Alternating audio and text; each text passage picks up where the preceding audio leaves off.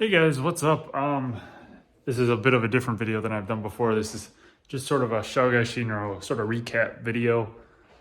Just talking about my thoughts on the entire the entire era of Shougai Shinro that we had this summer. The 5 tournaments, season 16 through season 20. So I'm just going to be giving kind of my thoughts on them on each of the tournaments and stuff since season 20 premiered last night. It was the final season of the era, a great tournament, and yeah, so I guess I will just start at the very beginning.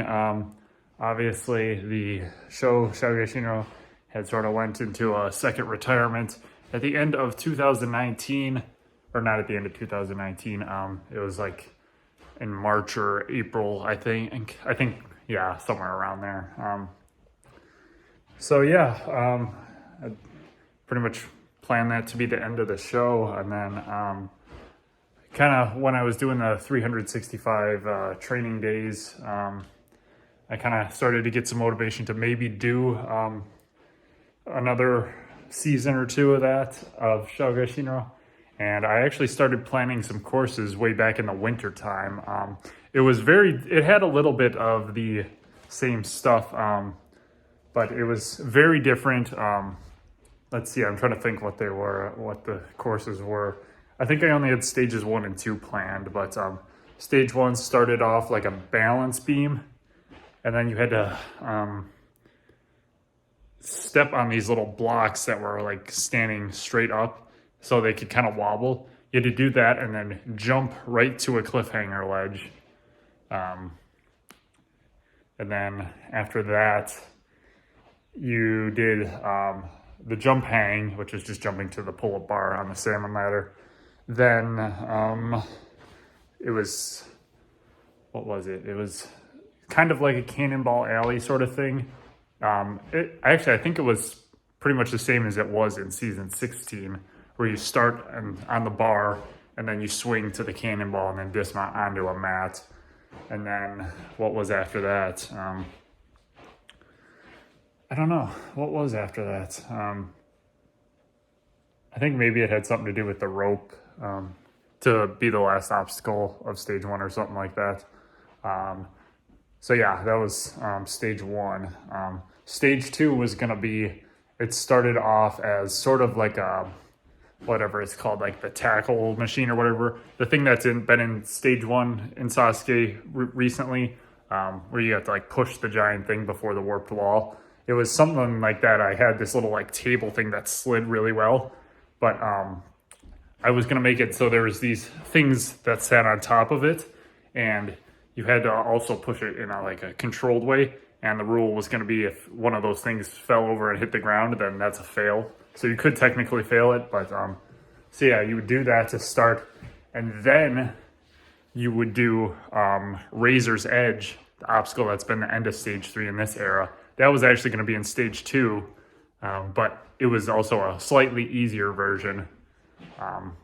So you would do that, and then you would end up jumping back to that same cliffhanger ledge, just the normal way. And then, yeah, you would just do that, and then swing back to where you originally jumped from. Then it would have been, the cannonball was actually going to be on the salmon ladder bar, and you would jump to that, and then go onto that little cliffhanger ledge and swing to a dismount.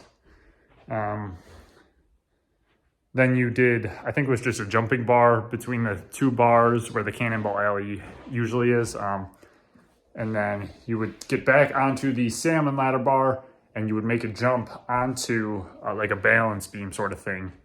And then you'd run back around and then do the tackle machine again to end. Obviously that never panned out. I was planning those courses way back in like January, I think, or sometime around then, back in the winter time. But yeah, I never ended up using those courses, although that's where I got some of the obstacles from, like Cannonball Alley and Razor's Edge. That's kind of where those ideas came from. But yeah, obviously I didn't get to do it, and then it wasn't until May that I actually really decided to bring the show back and did season 16. So season 16, obviously it was the first tournament ever, or no, I don't know what I'm saying. But it's been the first one in a long time with a fully outdoor stage.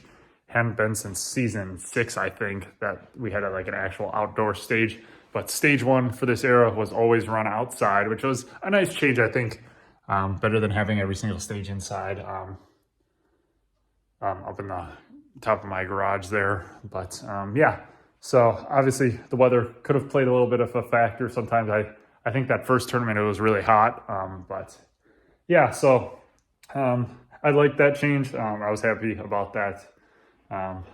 Made it a little harder to get some camera angles, and the setup was the worst part. It always took like 15-20 minutes of just moving stuff around. So that's one thing I won't miss, but I did like the outdoor stage ones.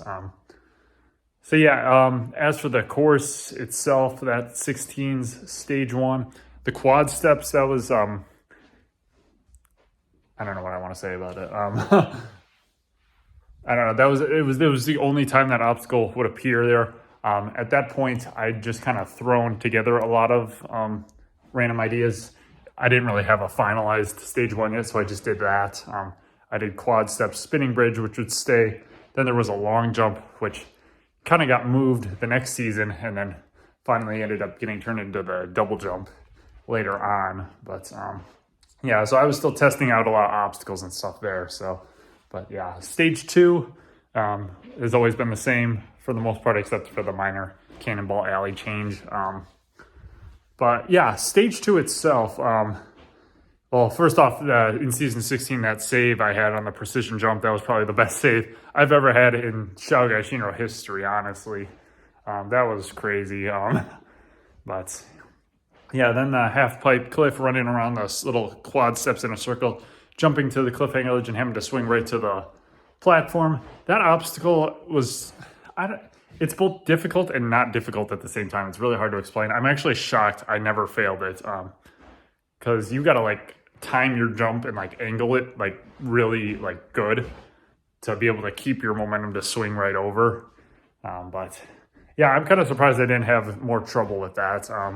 Because that obstacle was pretty hard. I remember when I was first testing it out, I was like, I don't know if I should even have this obstacle because it might be too difficult, but it ended up working fine. But yeah, otherwise I think that's about it. Stage 3 is mostly the same, except for I think the first obstacle changed over the course of time. But yeah, I failed Razor's Edge. Back then, that obstacle was really difficult to me. Going into this last era, after season 16, I definitely thought I was going to fail that obstacle at least 1 or maybe even 2 or more times. Just because that obstacle was really difficult. It's such a precise sort of grab. But I did a lot of training on it between season 16 and 17. And it's still a difficult obstacle, but I can at least do it somewhat consistently now. But yeah, that's just a hard obstacle, and I really expected to fail that obstacle more than once. So yeah, season 17 was one of my best seasons, actually. Even though I didn't achieve total victory and beat all 4 stages, I still made it to stage 4. But yeah, that was a classic tournament. You know, I was going in. I had just gotten back from a little vacation trip, and I started getting sick on that trip. And when I got back, I felt awful. But you know, I had planned to do a tournament because I had time off from work, so I went through with it anyways. I remember setting up that stage 1 course. I felt miserable, but I mean, when it came down to it, those were some of my best runs I've ever had. I don't know how, but as things kind of got started in that tournament, I started to feel a little better, and I somehow managed to beat every stage pretty well. I don't know how, even with the increase in difficulty that stage 3 had that tournament, but stage 4, I just came up a little bit short, falling on the cliffhanger ledge. So yeah, I don't know how I did as well as I did in that tournament. I just kind of say that it's the cause of the lucky jersey that I have that is both lucky and cursed at the same time. It always gets me really far, but I can never go all the way. I've been to stage 2 times when I've been wearing that jersey, but I failed stage 4. I mean, stage 4 I've been to 2 times. But I've also failed stage 4 2 times when wearing that jersey. So I don't know, but yeah, I don't know. Maybe if I wasn't sick, maybe I could have beaten it, but I don't know. It just was what it was. Season 18 was a good season. Obviously, not so much results wise. I failed stage 2 on the drop jump hang, but it was just a great day for a tournament. The weather was awesome that day. Even though I failed, I still had a lot of fun in that tournament. But yeah, I wasn't really sure how the tournament was going to go. I was expecting, because you can kind of get a feel of how the tournaments are going to go. But, I wasn't really sure on this one, and then when I got to stage 2, I remember on the balance lane or whatever I think I called it, after the half pipe cliff. I remember I was on that outfit. I'm thinking, wow, I'm really going to go back to stage 3. I could actually achieve total victory. And then obviously I failed the next obstacle, the drop jump hang. So that sucked. But that sucked. I just I overshot it because my foot slid off the front of the board. That was unfortunate, but it is what it is. It would be better than the next tournament though. Season 19, a stage 1 course, run in the rain. That was both really fun and awful at the same time.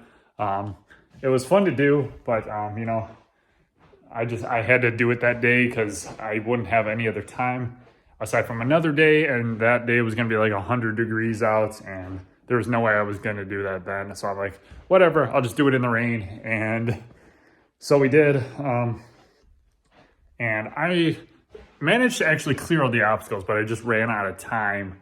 I don't know if it had something to do with the rain, but the timer actually malfunctioned. So I got like halfway through the course and I was just like sitting there looking at the timer, trying to figure out how much time was left because I couldn't tell.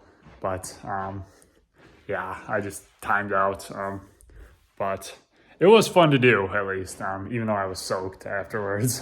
But yeah, so that one was definitely a memorable tournament, even if the result wasn't good. And then season 20 came. Season 20, stage 1 was actually quite of a pain to film, actually. Originally, I was going to do it at a different location. I had a few ideas in mind, but none of them worked out. So I just kind of had to go back here. Just back here where some of the other ones had been filmed. I didn't talk about this before, but after season 17, it moved, stage 1 moved over here, just because I thought it would be a better, look, I guess. Then it would be easier to set up cameras and stuff. So that's why I did that. But what was I saying now? What was I talking about? Oh yeah, season 20, stage 1. Yeah, I had a few different ideas, but they just didn't work out, so I had to go back here. It was actually the latest I'd ever started filming a tournament this summer. I usually just film the tournaments early in the morning. Like, I usually try to be out there setting up the course by like 8 o'clock. So I pretty much take the whole morning, pretty much from 8 till like noon to film all 4 stages. But it wasn't until like 10 o'clock this time that I actually started doing stage 1 out here. I did that stage 1. Stage 2 was kind of crazy in season 20. I only made it with 1 second left. I was so focused on beating the drop jump hang that I took a lot more time and didn't realize how little I had until I was at the last obstacle, but I barely made it. Stage 3, I did just fine. Stage 4, I was actually pretty tired on the ladder, even though it really didn't look like it that much. But I got on the cliffhanger ledge, and I was worried just when I was going down the last trip on the ladder that I wasn't going to have strength. And I was like, I can't fail it now, but I managed to have enough strength to hold on and cross the cliffhanger ledge and get my 5th total victory. So you know, every time I start one of these eras, I always have a picture in my head of how it's going to go, and then it always goes differently. So that's one of the fun things about it. I guess you never know how it's going to go. Overall, how difficult this era was. I remember I put some like graph up at the beginning of season 20. It was like before I ran stage 1.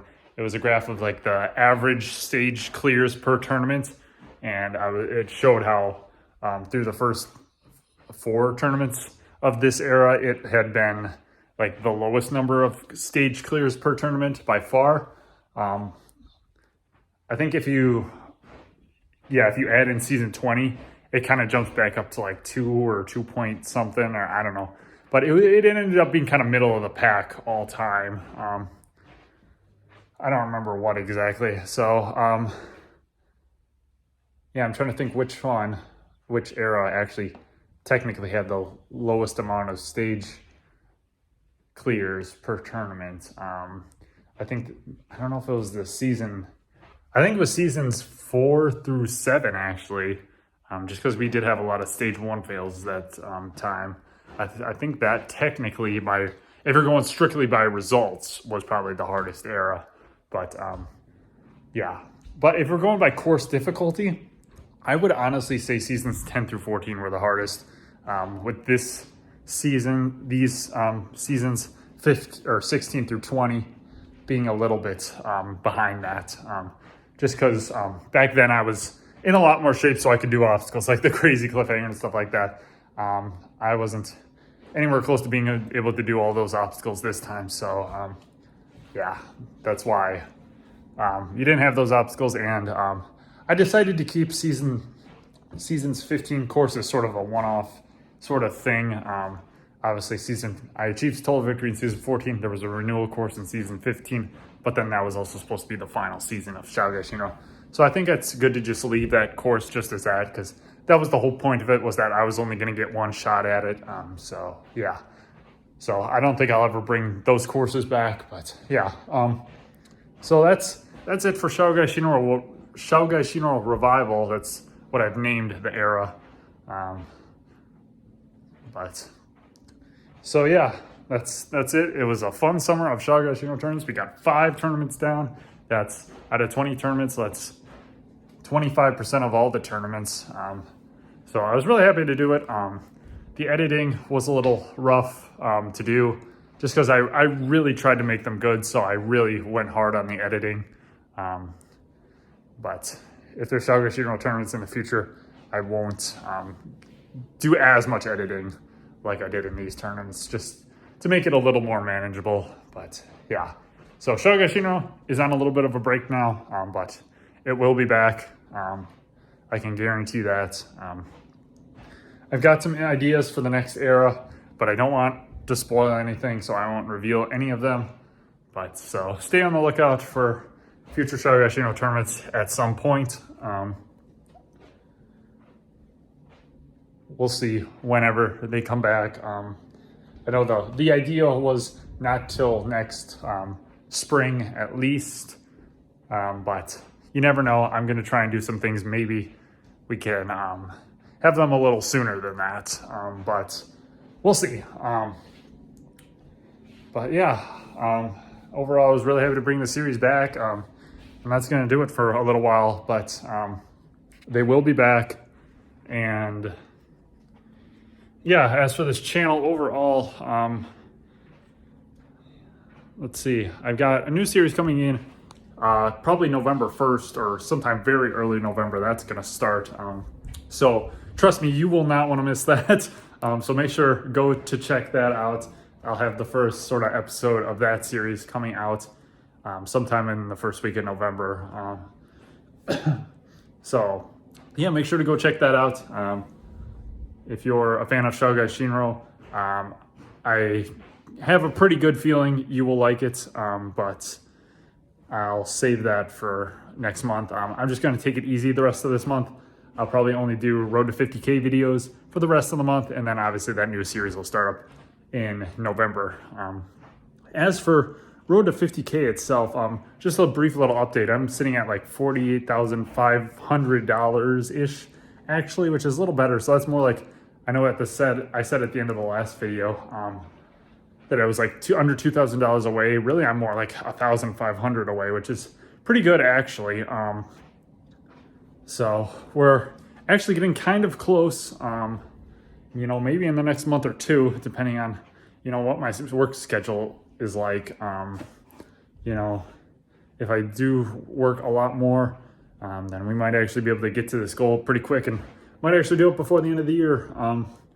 And I've been kind of thinking, what do I want to do after I get to 50K? So I've been thinking about that. I'm thinking about extending the series. Obviously, I feel like the ultimate goal is to get to 100K. I don't know if I mentioned that in the previous videos. I mean, that would be like the ultimate goal. If I just have, you know, 100 grand there in my bank accounts, that would be really good. That would put me in a great position to, you know, buy houses or I wouldn't buy multiple houses. I'd just buy one house, but, you know, and just to have money for whatever, but, and have a lot for retirement and stuff like that. So I feel like that might be the ultimate goal of the series, to one day hit 100K. But obviously, I don't know how the future is going to play out. If life stayed exactly the same for the next like 3 or 4 years, I might get to that. But obviously, that's not going to happen. But who knows what's going to happen? So yeah. But as for the series Road to 50K, I think I'm going to get to 50K probably, hopefully before the end of the year. We'll see. But then I think I'm going to take a little bit of a break from that series. You know, that might be kind of like Shougai, Shinro in a way, like, you know, reach the goal, then take a break, and then come back with a new goal. I was at one point debating whether I wanted to do like every $10,000, like 50, 60, 70. But I feel like I kind of end up enjoying doing that series. So I'm going to probably do every $5,000. So after I get to 50K, it'll go up to road to 55K. And then obviously the ultimate goal being 100K. But yeah, once I get to 50K, I'll probably take a little bit of a break, maybe just like a month or two. And then once I start to get a little closer, maybe like $3,000 away from 55K, then I'll start up road to 55K and go from there. So yeah, that's kind of just the plans for this channel. For now, we'll see. Right now I'm playing some video games. There's a lot of video games I got to play right now, so I'm focusing on those and just kind of taking it easy this month, enjoying the weather, enjoying the video games, and yeah. So that's it for this recap video and kind of channel recap video. So yeah, thank you guys for watching. I'll see you on Friday, I guess, for another Road to 50K video. And yeah, thanks for watching. Goodbye.